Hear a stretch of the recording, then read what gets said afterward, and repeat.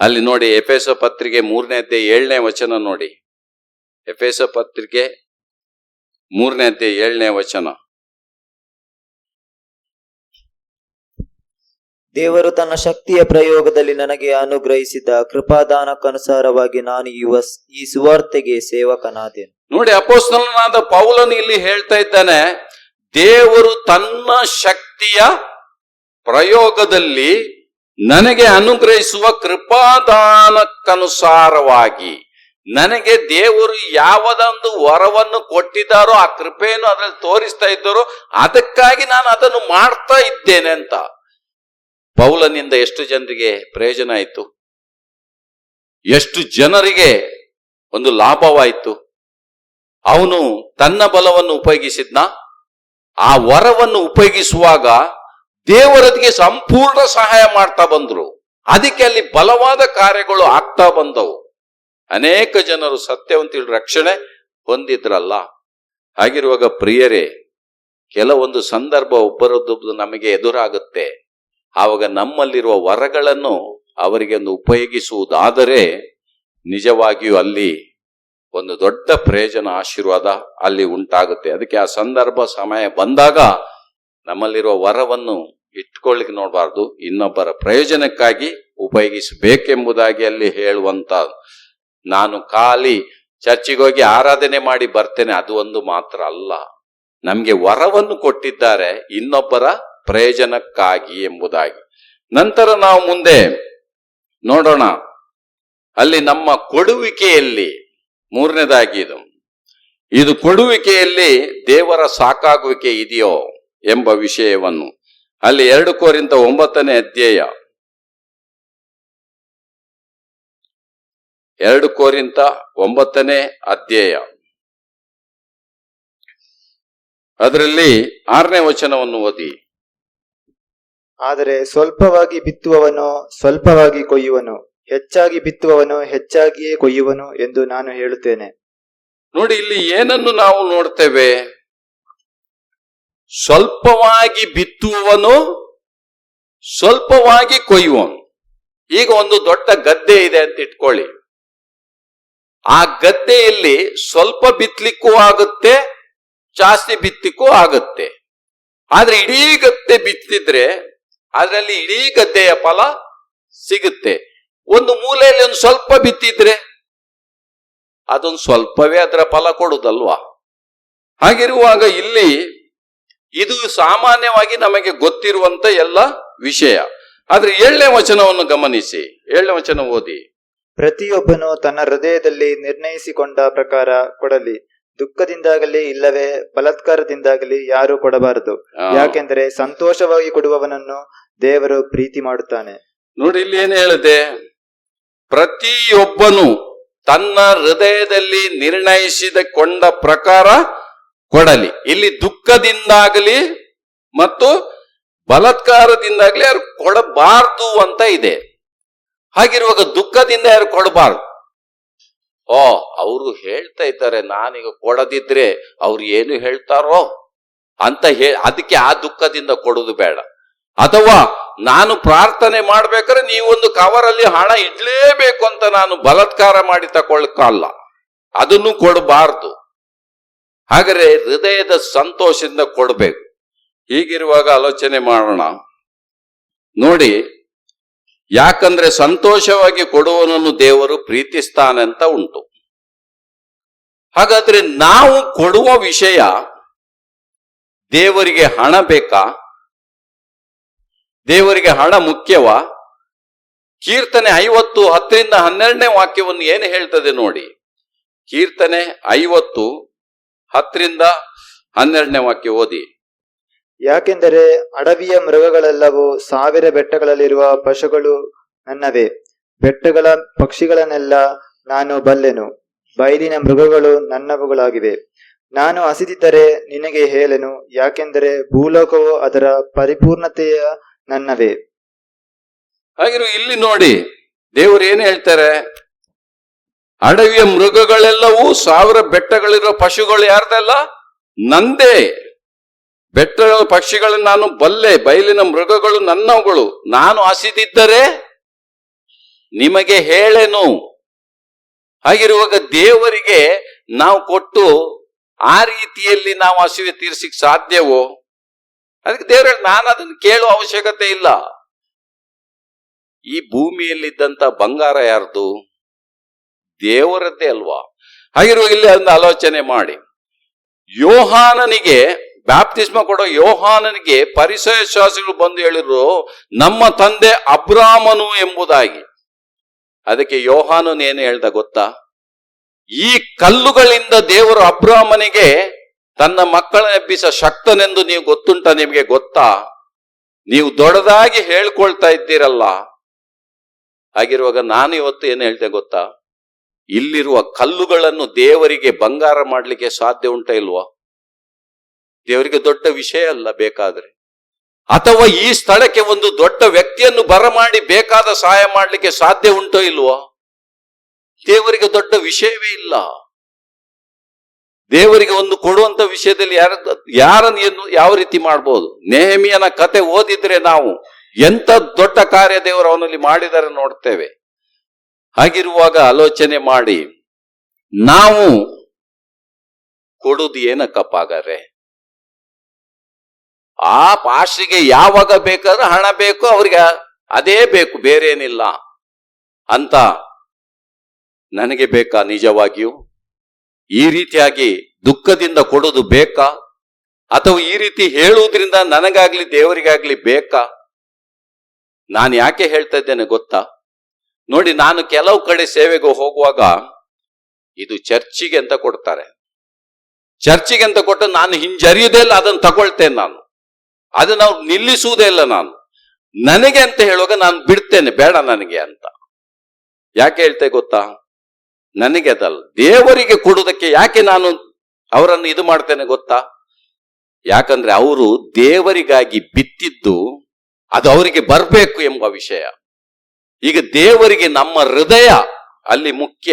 ನಾವು ದೇವರಿಗೆ ಏನು ಕೊಡ್ತಾ ಇದ್ದೇವೆ ಎಂಬುದಾಗಿ ನಮ್ಮ ಹೃದಯ ಮುಖ್ಯ. ಆ ಹೃದಯವನ್ನು ನೋಡಿ ಆಶೀರ್ವದಿಸ್ತಾರೆ. ಆ ಹೃದಯದಲ್ಲಿ ದುಃಖ ಇದ್ರೆ ಅದು ದೇವರಿಗೆ ಬೇಡ, ಅದು ಆಶೀರ್ವಾದವೇ ಇಲ್ಲ. ಅಲ್ಲಿ ಕೊಡುದಾದ್ರೆ ಸಂತೋಷವಾಗಿ ಕೊಡ್ಬೇಕು, ಸಂತೋಷವಾಗಿ ಕೊಡ್ಬೇಕು. ದೇವರಿಗೆ ನಾನು ಕೊಡ್ಬೇಕೆಂಬ ಆ ಸಂತೋಷ. ಇದನ್ನೇ ಇಲ್ಲಿ ಕೋರಿಂಥ ಸಭೆಯಲ್ಲಿ ನಾವು ನೋಡ್ತೇವೆ.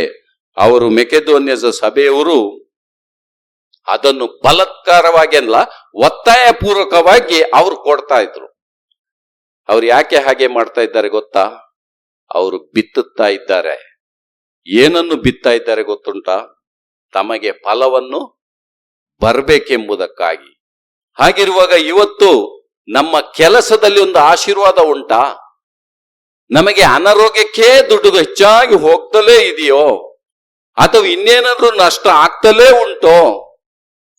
ಹಾಗಿರುವಾಗ ಇಲ್ಲಿ ಯಾಕೆ ಹಾಗೆ? ನಮಗೆ ಯಾಕೆ ಒಂದು ಸಹಾಯವು ಬರ್ತಾ ಇಲ್ಲ? ಯಾಕೆ?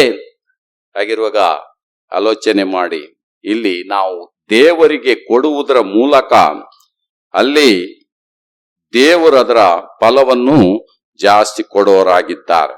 ಆದ್ರಿಂದ ನೋಡಿ, 2 ಕೊರಿಂಥ 9:8, ದೇವರು ಸಕಲ ವಿಧವಾದ ಕೃಪೆಯನ್ನು ನಿಮಗೆ ಧಾರಾಳವಾಗಿ ಅನುಗ್ರಹಿಸುವುದಕ್ಕೆ ಶಕ್ತನಾದದ್ದರಿಂದ ನೀವು ಯಾವಾಗಲೂ ಎಲ್ಲಾ ವಿಷಯಗಳಲ್ಲಿ ಪರಿಪೂರ್ಣತೆ ಉಳ್ಳವರಾಗಿ ಸಕಲ ಸತ್ಕಾರ್ಯಗಳನ್ನು ಹೇರಳವಾಗಿ ಮಾಡುವವರಾಗಿರುವಿರಿ. ನೋಡಿ, ದೇವರು ನಿಮಗೆ ಧಾರಾಳವಾಗಿ ಅನುಗ್ರಹಿಸುವುದಕ್ಕೆ ಏನಾಗಿದ್ದಾರಂತೆ? ಶಕ್ತರು. ಧಾರಾಳವಾಗಿ ಅಂತ ಅರ್ಥ ಏನು? ನಮಗೆ ಬೇಕಾದಷ್ಟು ಒದಗಿಸುವುದಕ್ಕೆ ಅವರು ಶಕ್ತನಾಗಿದ್ದಾರೆ. ಹಾಗಿರುವಾಗ ನೀವಾಗ ಏನ್ ಮಾಡಬಹುದು? ಎಲ್ಲಾ ವಿಷಯಗಳಲ್ಲಿ ಪರಿಪೂರ್ಣತೆ ಉಳ್ಳವರಾಗಿ ಕಾಣ್ತೀರಿ. ಒಂದು. ಎರಡನೇದಾಗಿ ಸಕಲ ಸತ್ಕಾರ್ಯಗಳನ್ನು ತುಂಬಾ ನೀವು ಮಾಡಬಹುದು. ನೀವು ಸತ್ಕಾರ್ಯಗಳನ್ನು ಮಾಡಬಹುದು, ನೀವು ತುಂಬಾ ಹೇರಳವಾಗಿ ಮಾಡಬಹುದು. ಆ ಸತ್ಕಾರ ಕಾಣುತ್ತೆ ದೇವರು ನಿಮ್ಮನ್ನು ಆಶೀರ್ವದಿಸಿದ್ದಾರೆ ಅಂತ, ದೇವರು ನಿಮ್ಮನ್ನು ಎಲ್ಲ ಸ್ಥಿತಿಯಲ್ಲಿ ಮೇಲಕ್ಕೆ ಎತ್ತಿದ್ದಾರೆ ಅಂತ. ಹಾಗಿರುವಾಗ ಧಾರಾಳವಾಗಿ ಕೊಡುವ ಯೇಸು ಕ್ರಿಸ್ತನು ನಮಗೆ ಸಾಕಾಗುವಿಕೆಯ ಒಂದು ನಿಧಿಯಾಗಿದ್ದಾರೆ. ಆತನಲ್ಲಿ ನಾವು ಅಂಟಿಕೊಂಡು ಆ ಪ್ರಕಾರ ನಾವು ಮಾಡುವುದಾದ್ರೆ ದೇವರು ಇದ್ ಮಾಡ. ನಾನು ಕೂಡ ಅಷ್ಟೇ, ನನ್ನ ಪತ್ನಿ ಕೂಡ ಅಷ್ಟೇ, ನನ್ನ ಮಕ್ಕಳಿಗೂ ಕೂಡ ಖಂಡಿತವಾಗಿ ಹೇಳ್ತಾ ಇದ್ದೇನೆ. ಏನಂದ್ರೆ ದೇವರಿಗೆ ಕೊಡುವುದನ್ನು ಮಾತ್ರ ಯಾವುದೇ ಮುಲಾಜಿಲ್ಲದೆ ಹಾಕಬೇಕು ಅಂತ. ಅದನ್ನು ನಾನು ನನಗೂ ಕೊಡುವುದನ್ನು ಬೇಡ, ನೀವು ಬೇಕಾದ್ರೆ ಇದ್ ಮಾಡಿ.